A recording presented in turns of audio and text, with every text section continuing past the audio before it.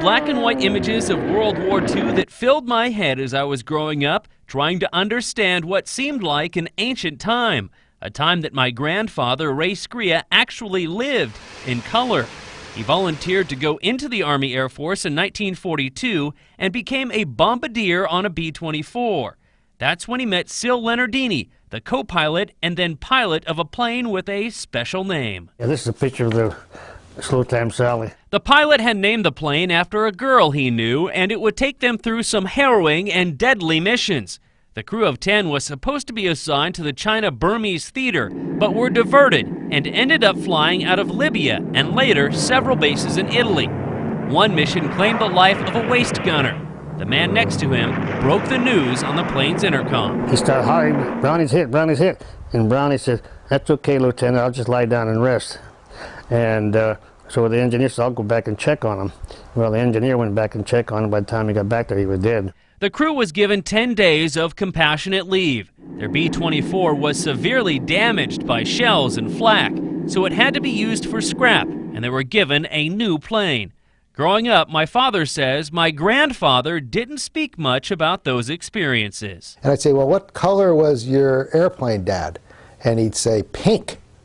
And I'm thinking, well, gee, that's not very, romantic or whatever. I thought, like, I wanted to hear camouflage or olive drab. It turns out the plane's tan color faded in the desert sun, so those in the bomb group dubbed themselves the Pink Elephants.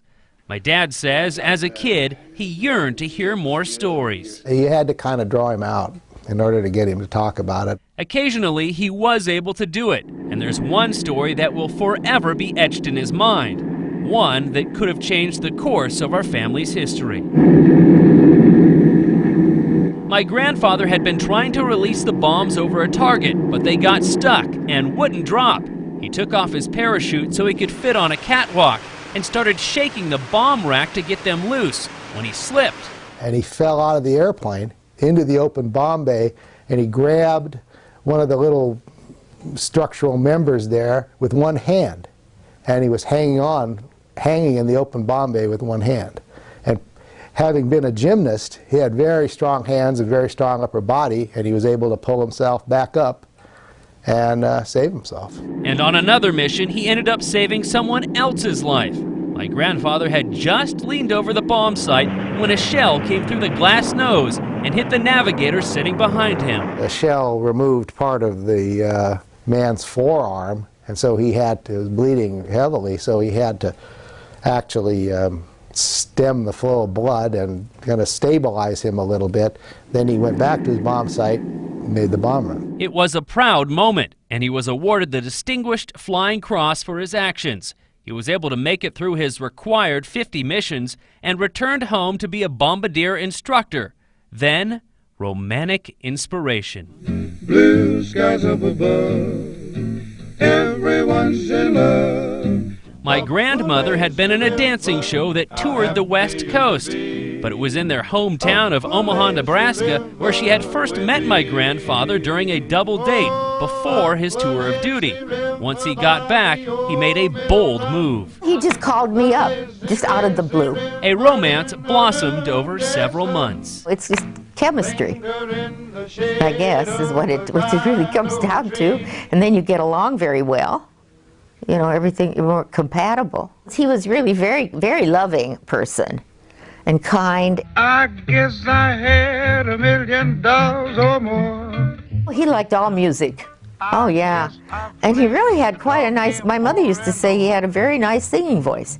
Once they got married, it was off to a base at Roswell, New Mexico, where they reunited with an old friend, Sil Leonardini and his wife. We were very fortunate to go to Roswell because it was like really a vacation. Because what we did was go to the officers' club and have a good time. Say, boy, what you gonna do? My grandfather's experiences during the war led to a love of flying small planes, and it became generational. After he died at a fairly young age, I had in the back of my mind that I wanted to give that a try. So, 9 years ago, my father got his pilot's license and took a ride on a restored B-24. Here's one of your, in fact, I'm going to give you this one. With the help of Syl and his shared experiences, He was a good guy. It's too bad he went so early. The good guys go early. my grandmother's insight, He always was joking around, always. and my father's personal connection, I used to play with his uniforms when I was a little kid, and pretend to be a soldier and all that kind of stuff, So, but I never wore this. I feel I now know more about a man who for many years was more myth than reality, and it's my hope to carry on the legacy he's left my family. Just living your life, doing things that please you and spending time with your family and all that, and not working. And it's a matter of balancing it all out. Not an easy thing to do, but that's his lingering legacy to me. It turns out my grandfather was just an ordinary person doing extraordinary things, but he never thought to look at it that way. Now I realize it was just what had to be done in a time full of turmoil.